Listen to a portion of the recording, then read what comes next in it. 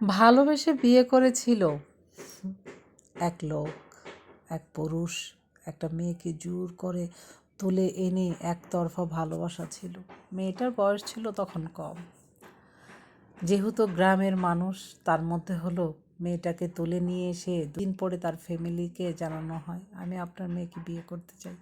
তখন আর সমাজ সংসার এবং মেয়ের দিকে তাকিয়ে মেয়ের বাবা মা আর মেয়েকে নিয়ে যায়নি, বরঞ্চ সেখানে মীমাংসা করে মেয়েকে বিয়ে দিয়ে যান। বেশ ভালো চলছিল তাদের সুখের সংসার। সংসার যখন 15 বছর হয়ে যায়, তখন হঠাৎ করে স্বামী আরেকটা বিয়ে করেন। এই সংসারের কিছুটা গল্প আপনাদের সঙ্গে শেয়ার করেছিলাম আরেকটি ভিডিওতে, খেয়াল করে দেখলে বুঝতে পারবেন। কিছুদিন আগের ঘটনা। স্বামী যখন 8 বছর দ্বিতীয় সংসার চলে, তখন নাকি তার ছোট বউ বলে, তোমার বড় বউকে ছেড়ে দাও, না হলে আমি তোমার সংসার করব না। স্বামীও তাই, ছোট বউকে প্রচণ্ড ভালোবাসে। তাই তার মা আর বউকে এসে বলল, আমি তোমাদের একটা কথা জানাতে চাই, আমি আমার ছোট বউকে ছাড়া বাঁচব না। আর ওর কথা হলো, আমি যেন আমার বড় বউকে ডিভোর্স দিয়ে দিই, তাহলে সে সংসার করবে।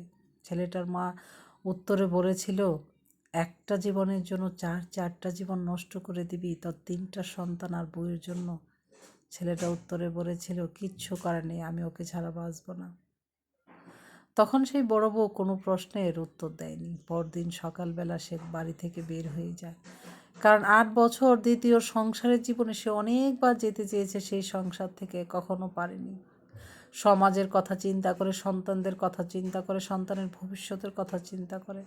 কারণ সন্তানরা কখনো সৎ মায়ের কাছে ভালো থাকতে পারবে না, এই কথাটা চিন্তা করে। কিন্তু এখন সে নিরুপায়। স্বামী যেহেতু তাকে নিজের মুখে বলেছে ডিভোর্স দিয়ে দিতে হবে, তার নাহলে ছোট বউকে ছাড়া সে বাঁচবে না, কি আর করার। অথচ সেই ছোট বউয়ের খেলা দেখেন। পুরুষদেরকে বলছি, কখনো দ্বিতীয় নারীর জন্য আপনার সুখে দুঃখের পাশে থাকা বড় বউকে অবহেলা করবেন না, আপনার বাচ্চা মাকে অবহেলা করবেন না। 8 বছর সংসার করার পরে সেই মেয়ে নাকি আরেকটা পুরুষের সঙ্গে স্বামী থাকা সত্ত্বেও পরক্রিয়া করে। আসলে হাজব্যান্ডকে অন্যদিকে নজর দেওয়ার জন্যই কথাটা বলেছিল, তোমার বউকে ছেড়ে দাও। সত্যিকারে তো সে সংসারটাই করবে না। সে একজন ব্যাংকে চাকরি করে সেই লোকের প্রেমে পড়ে তার স্বামীকে ডিভোর্স দিয়ে চলে গেল। আচ্ছা, সেই লোকটার এখন কি হলো বলেন তো?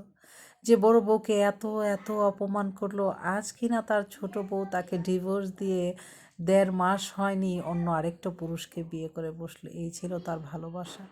এই ভালোবাসার জন্য সে তার বড় বউকে কতই না অপমান করেছে।